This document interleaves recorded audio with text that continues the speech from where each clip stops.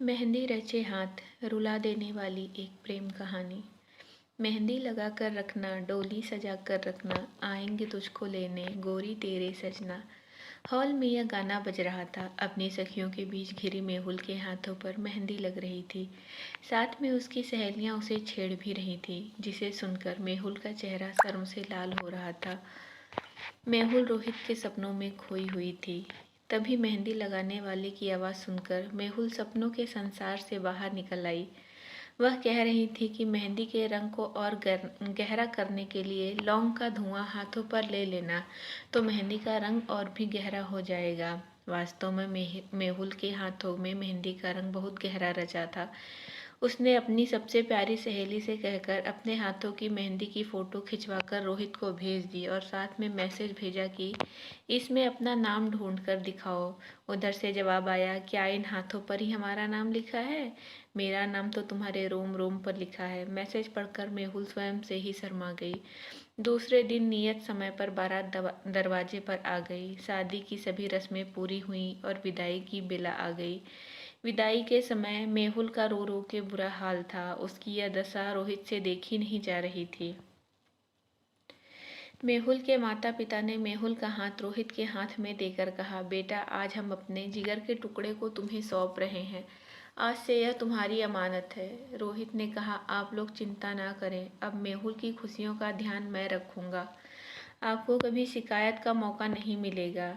मैं अपने जीते जी मेहुल के हाथों की मेहंदी का रंग फीका नहीं पड़ने दूंगा। यह सुनकर मेहुल के साथ साथ उसके माता पिता के चेहरों पर संतोष की मुस्कान आ गई। मेहुल अपने ससुराल में बहुत खुश थी। उसके सास ससुर मेहुल को बहुत प्यार करते थे और देवर भी अपनी भाभी का बहुत सम्मान करता था। मेहुल के चारों ओर खुशियां ही खुशियां थीं। उसकी सास कहती, बहू, अभी तो तुम्हारे हाथों की मेहंदी भी नहीं छूटी है, इसलिए अभी तुम घर के कामों में हाथ ना लगाना। काम तो जीवन भर करना है। अभी तो तुम सिर्फ सज संवर कर रहा करो, क्योंकि मेरे रोहित को तुम इसी रूप में अच्छी लगती हो। यह सुनकर वह अपनी सासू माँ से ही शर्मा कर लिपट जाती।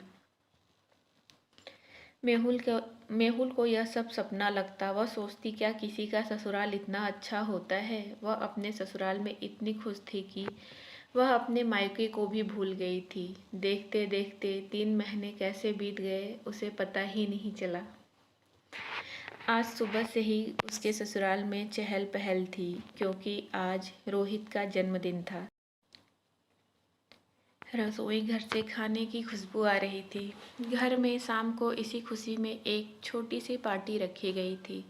सभी तैयारियां पूरी हो गई थी। मेहुल ने आज भी अपने हाथों में मेहंदी लगवाई थी, क्योंकि मेहुल के मेहंदी रचे हाथ रोहित को बहुत पसंद थे। मेहुल की सास ने कहा, बहू, जाकर तैयार हो जाओ, मेहमानों के आने का समय हो गया है। मेहुल तैयार होने के लिए अपने कमरे में चली गई। आज उसने सिल्क की लाल रंग की साड़ी पहनी और पूरा श्रृंगार करके जब उसने आईने में अपना अक्स देखा तो खुद ही शर्मा गई, क्योंकि आज वह स्वर्ग से उतरी हुई अप्सरा लग रही थी। आंखों में काजल, होठों पर लिपस्टिक, सिंदूर से भरी हुई मांग, मेहंदी रचे हाथ, उसमें लाल रंग की कांच की चूड़ियां और सोने के कंगन। उसने आखिरी बार स्वयं को शीशे में देखा और कमरे से बाहर निकल आई।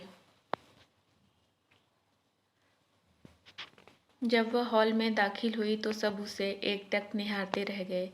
तभी किसी ने उसकी सास से कहा, भाभी जी, कहीं आपकी बहू को किसी की नज़र ना लग जाए, इसकी नज़र उतार दीजिए। यह सुनकर मेहुल शर्मा गई। उसे देखते हुए उसकी सास ने कहा, पार्टी के बाद मैं इसकी नज़र जरूर उतार दूंगी। तभी किसी ने कहा, अरे भाई, जिसका जन्मदिन है वह कहीं दिखाई नहीं दे रहा है। तो मेहुल के पिता ने कहा, अरे वह बाजार तक गया है मेहुल के लिए बालों में लगाने के लिए गजरा लेने। सभी मेहुल को देखकर मुस्कुराने लगे। मेहुल ने शर्माकर अपनी पलकें झुका ली। तभी मोहल्ले का एक लड़का भागता हुआ आया और बोला, अंकल जी, रोहित भैया का एक्सीडेंट हो गया है। यह सुनते ही वहां सब घबराकर बाहर की ओर भागे। उस लड़के ने बताया कि उन्हें अस्पताल ले जाया गया है। सभी अस्पताल पहुंच गए। वहां उन्हें पता चला कि रोहित का ऑपरेशन हो रहा है। उसके सिर पर बहुत चोट आई है। घर के सभी लोग सांस रोके भगवान से उसके जीवन के लिए प्रार्थना कर रहे थे। तभी डॉक्टर ने आकर बताया कि रोहित को नहीं बचाया जा सका। यह सुनकर वहाँ हाहाकार मच गया।